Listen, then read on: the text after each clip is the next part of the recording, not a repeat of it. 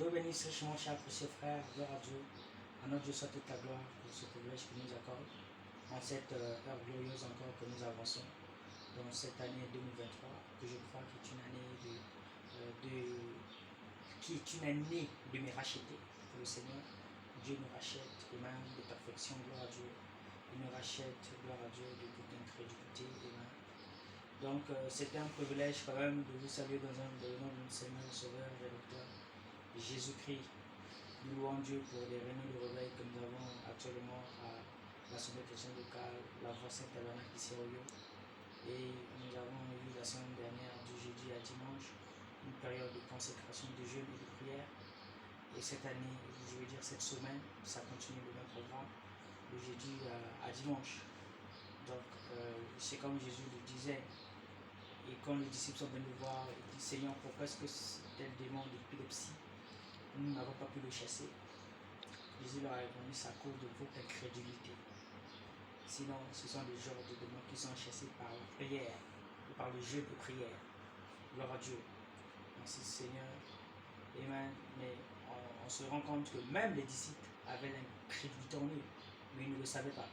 Donc en deux termes, c'est une incrédulité inconsciente que beaucoup d'entre nous dans les églises nous avons.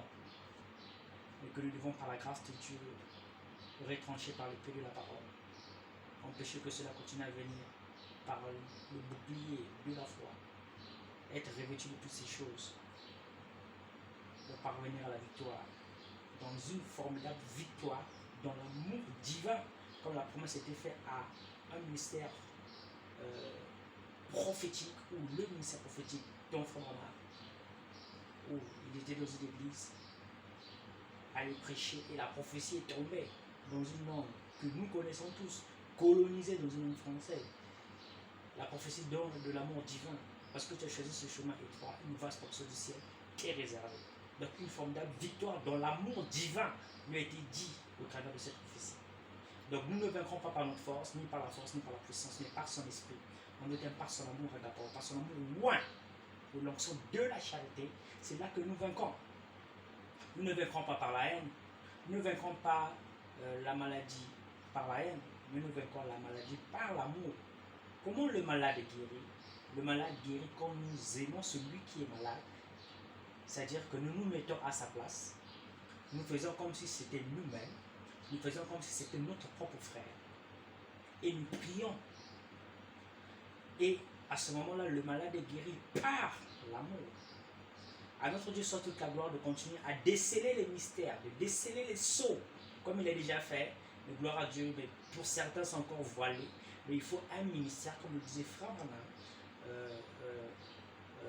vous n'aurez pas, ou vous n'avez pas besoin que quelqu'un vous enseigne que vous devez éviter de voler, de tricher, de commettre adultère. Ce sont les 10 commandements. Vous n'en avez pas besoin de ça. Que quelqu'un vous enseigne ça parce que vous le saviez déjà. Mais Frère Branham dit, pour ce qui concerne de l'écriture, l'interprétation d'une écriture, Frère Branham dit à ce moment-là, il vous faut un homme loin. Gloire à Dieu. Un homme loin, adopté, appelé, confirmé, pour vous interpréter cette écriture-là. Donc nous sommes dans une saison glorieuse pour que Dieu lui-même voyait derrière un homme loin, pour nous apporter la parole. Gloire à son Seigneur. Merci Seigneur. Que Dieu soit loué. Amen. Oh, comme il est merveilleux, glorieux, gloire à Dieu. Ici, vous allez voir, c'est Frère Joseph Coleman, gloire à Dieu, je ne peux pas passer quand même sans avoir parlé de ce mystère voix de l'archange, de Joseph Coleman, un ministère sous le 7e sceau. Frère Coleman était un apôtre, gloire à Dieu, qui est venu après le prophète, comme Pierre qui est venu après Jésus, pour mettre la parole, pour donner encore plus de sens à la parole, pour mettre encore plus de l'ordre au ministère de Frère Branham, voix de l'archange, Joseph Coleman. Merci Seigneur. Et Frère Branham a dit, observez New York City. Et c'était là où se trouvait Frère Branham. C'était Frère Coleman, j'allais dire. C'est là où se trouvait Frère Coleman. Merci Seigneur. Et quand il était là-bas, Frère Branham m'a dit, je suis heureux de s'identifier avec un tel peuple. Donc nous aussi, nous nous identifions donc à ce que Frère Branham a déjà été identifié. Donc nous suivons Malachie 4, Donc si Malachie 4, qui a été Frère Branham qui s'est identifié avec Joseph Coleman, nous devons suivre aussi son identification. En d'autres termes, nous nous identifions aussi avec Frère Joseph Coleman, dans lequel Dieu a travaillé de façon miraculeuse dans sa vie. Gloire à Dieu. Merci Seigneur. Il était aussi né sous un signe. Quand il cherchait dans son cœur, alors qu'il était chrétien, il cherchait un homme qui baptisait selon Acte 2, 38, au nom de Jésus-Christ. Frère Coleman, c'était son désir. Il le cherchait, il dit, mais où trouver un tel homme qui peut baptiser au nom de Jésus-Christ? Et le Seigneur lui a conduit dans le tabernacle de frère Branham. Il était là avec son ami, frère Hunt. Et il a su. Et lui-même, il a dit, j'ai trouvé l'homme et j'ai trouvé l'endroit. Et frère Coleman est resté sous le ministère de frère Branham. Et quelques temps après, je crois que dans certains messages, Dieu lui a parlé en plein message que frère Branham prêchait. Dieu lui a dit, maintenant rentre à New York. Maintenant, après avoir emmagasiné de la nourriture spirituelle, rentre-toi à New York et commence une église. Donc frère Coleman sort du ministère aussi de frère Branham. Parce que celui qui a consacré son ministère a été frère Branham lui-même. Vous le verrez dans le message l'accusation, je crois, du 7 juillet 1963, où frère Branham consacre frère Hunt et frère Coleman.